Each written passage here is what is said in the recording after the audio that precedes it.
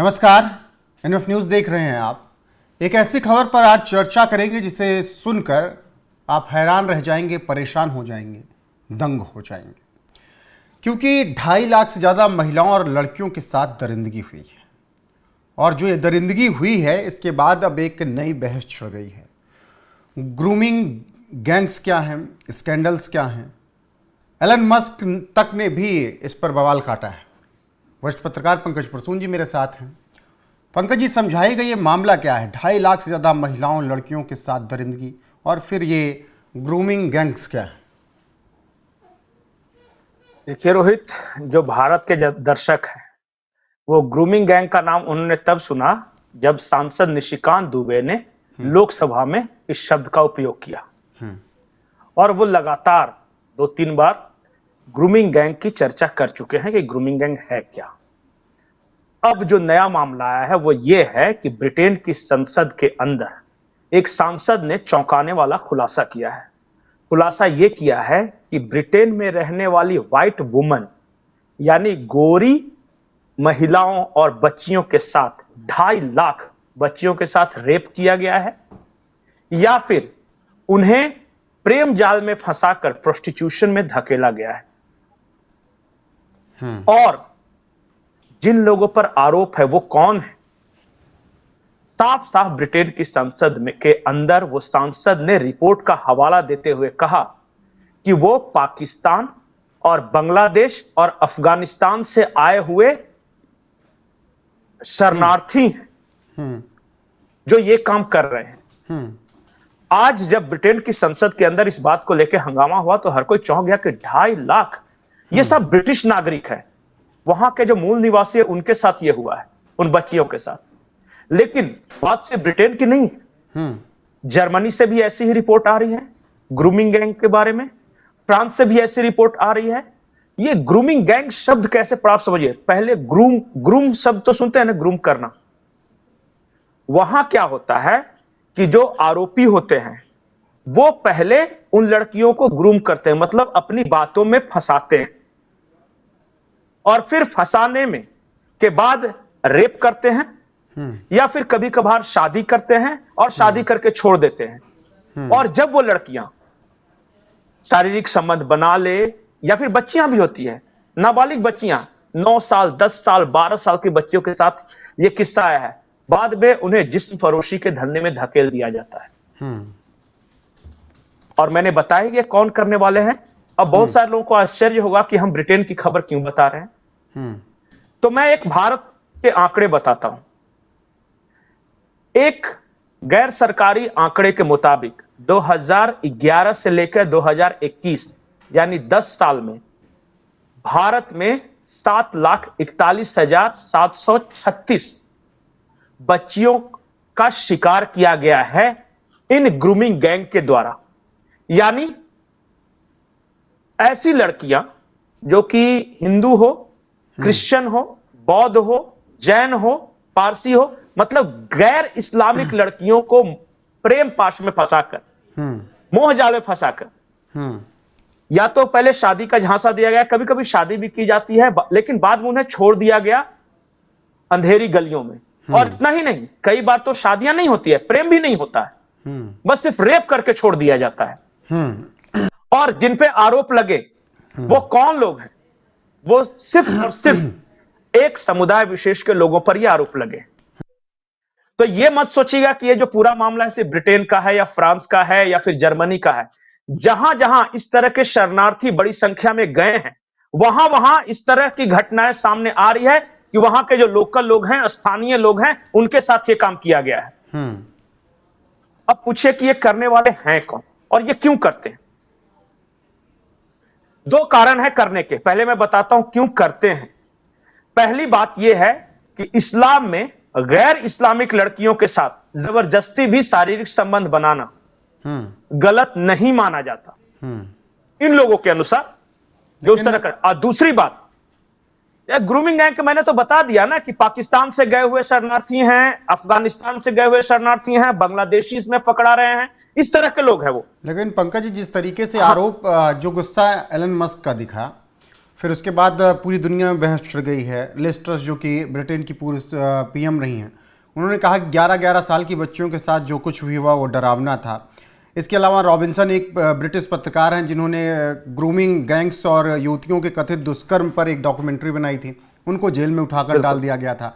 तो क्या इनके खिलाफ आवाज़ उठाना भी खतरे से खाली नहीं है इस गैंग के खिलाफ, या उनको सरकार का देखिए रोहित, ये उन देशों में ज्यादा हो रहा है जहां सो कॉल्ड मानवतावादी सेकुलर सरकारें हैं। ब्रिटेन आज जिस बारूद के ढेर पे बैठा है उसके जिम्मेदार वहां की सरकार भी है। या जर्मनी जिस बारूद के ढेर पे बैठा है जहां ग्रूमिंग गैंग की चर्चा आ रही है, आप देखिए ना, वहां सीरिया से बड़े संख्या में शरणार्थियां हैं। और जिन जिन देशों में यूरोपीय देश, बहुत सारे यूरोपीय देश इन ग्रूमिंग गैंग की चपेट में है, और देखिए वहां किस तरह की सरकार थी। अब वहां धीरे धीरे इसके खिलाफ आवाज उठ रही है, और आवाज तो बहुत पहले से उठ रही थी, अब बुलंद हो रही है आवाज। क्या इस तरह के रेप के मामले वहां के क्राइम रिकॉर्ड्स में दर्ज नहीं किए गए हैं? क्या एक ही तरह के लोग आरोपी नहीं हैं? क्या कई इस तरह के लोग नहीं पकड़े गए हैं? अरे टॉफी देकर और इस तरह के छोटे मोटे गिफ्ट देकर छोटी छोटी बच्चियों के साथ रेप किया जा रहा है, और इसे शबाब माना जा रहा है। शबाब मतलब कि बहुत बढ़िया काम किया, ये अल्लाह के रास्ते में किया है का। अब बताइए, जिन छोटी बच्चों के 8 साल 9 साल 6 साल उम्र है, उनका जबरदस्ती अधेड़ व्यक्तियों द्वारा रेप किया गया है, और आप कह रहे हैं कि ये शबाब का काम है। इन शैतानी कामों को शबाब का काम कहा जा रहा है। इन सारे उन देशों में आप जाके देखिए, और इसलिए ये आवाज बुलंद हो रही है धीरे धीरे। और जहां जहां भी राष्ट्रीय सरकारें बनी है, ग्रूमिंग गैंग की चर्चा खूब है। हमारे यहां उसे सो कॉल्ड सेकुलरिज्म या फिर जिहादी तत्व इस तरह बोल के, इस तरह जो शब्द के मायाजाल में फंसाया जाता है। क्रियाकलाप वही है, तरीका वही है, सोच यही है। आज यूरोप में भी हुआ है, और तो और मैं आपको बता दूं, अफ्रीका के कई देशों में इस तरह की अब खबरें आने लगी है कि ये जो जिहादी तत्व जाते हैं वो बच्चियों को इस तरह निशाना बनाते हैं। इसके पीछे पूरी दुनिया के लिए मानसिकता मैं समझना चाहता हूं पंकज जी। मानसिकता एक ही चीज है कि इस्लाम में गैर इस्लामिक बच्चियों के साथ अगर दुष्कर्म भी किया जाए तो वो पाप नहीं होता। या फिर जिन समाज से ये लोग गए हैं, जैसे अफगानिस्तान या पाकिस्तान या बांग्लादेश, वहां नाबालिग लड़कियों के साथ जबरदस्ती संबंध भी बनाना भी गैर इस्लामिक नहीं है। अब देखिए ना, अब इन देशों में भी देखिए ना, यहाँ का सोशल सेटअप देखिए, वहां की सोच देखिए। देखिए, सरकारी कागजों में हो सकता है इसे गैर कानूनी माना जाता है, लेकिन समाज में आप देखिए ना कि क्या वहां चल रहा है। और ये जब जाते हैं यही लोग, कभी नौकरी की तलाश में जाते हैं, कभी शरणार्थियों के शक्ल में जाते हैं, वहां जाकर अपने मेहमान देशों में ये वही काम करते हैं जो यहां अपने यहां कर रहे थे। वो तो वहां तो गैर इस्लामिक इन्हें ज्यादा मिलते गए, वहां पर फिर बाद में अपना हक मांगना शुरू कर दिया। हक, देखिए, हक मांगना नहीं है, ये घोर पाप है, ये गैर कानूनी है, और कई लोगों को सजा भी हुई है, लेकिन उन्हें एहसास ही नहीं कि उन्होंने गलत काम किया है। लेकिन अब जब एलन मस्क जैसे लोग या फिर बड़े लेखक, बड़े पत्रकार ये बातें उठाने लगे हैं, तब अब इस पर चर्चा पूरे विश्व में होना शुरू हुई है। केवल चर्चा होगी या आपको उम्मीद है कि भविष्य में कार्रवाई भी कुछ हो सकती है? देखिए, सख्त कानून तो बनाना ही होगा। आपका समाज, आपकी किताब, आपका सोच क्या कहता है, इससे दुनिया को मतलब नहीं है। लेकिन जिन छोटी बच्चियों को कुछ पता नहीं, जिनके पास पता, समझिए कि उनका शरीर और मानसिक रूप से वो इतनी मैच्योर नहीं है, उन्हें आप बहलाकर फुसलाकर गलत तरीकों से आप इस तरह का दुष्कर्म का काम कर रहे हो, जबरदस्ती रेप कर दे रहे हो अकेले ले जाकर, और उन्हें छोड़ दे रहे हो। कई बच्चियों को आप जिस्म फरोशी के धंधे में धकेल दे रहे हो। ये पाप नहीं तो और क्या, इससे बड़ा पाप क्या हो सकता है? और इसलिए ग्रूमिंग गैंग का जो शब्द है वो यूरोप से ही निकला है। और आज देखिए कितने देशों में ग्रूमिंग गैंग की चर्चा हो रही है।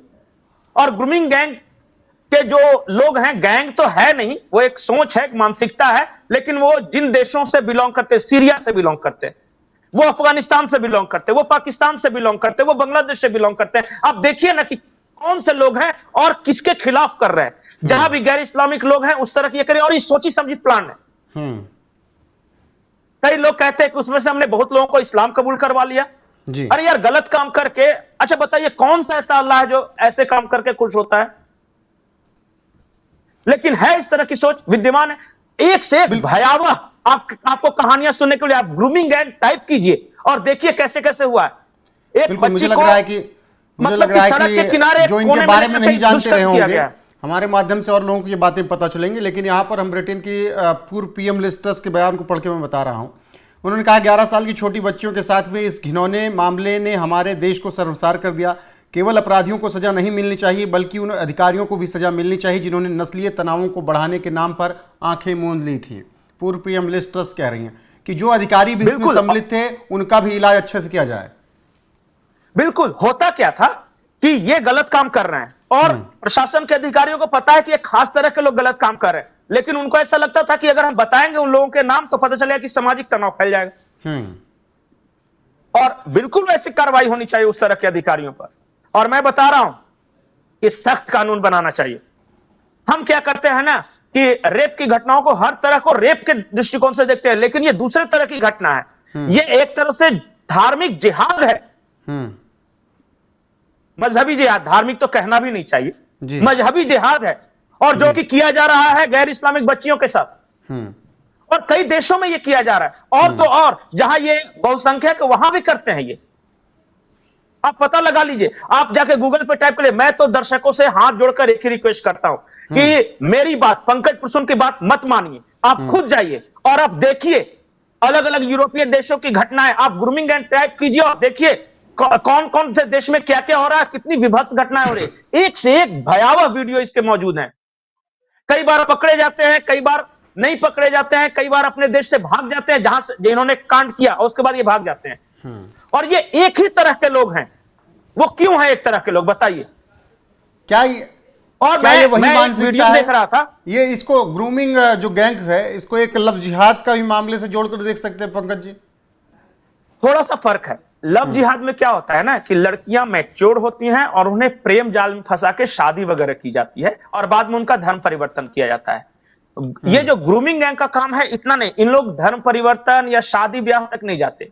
ये फुसलाकर मीठी मीठी बातें करके सिर्फ रेप कर देना है, और विभत्स तरह का रेप, और छोटी छोटी बच्चियों के साथ। लेकिन हां, इनके निशाने पर गैर इस्लामिक बच्चियां होती हैं जी।